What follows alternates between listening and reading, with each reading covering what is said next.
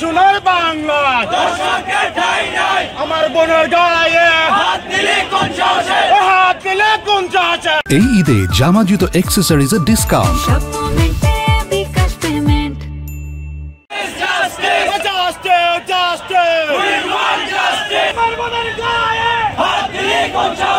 মূলত আমাদের এক বোনের গায়ে হাত দেওয়া হয়েছে, হ্যারাসমেন্ট করা হয়েছে, দর্শন চেষ্টা এবং চিন্তাই করে আমাদের বোনকে গাড়ি থেকে ফেলে দেওয়া হয়েছে।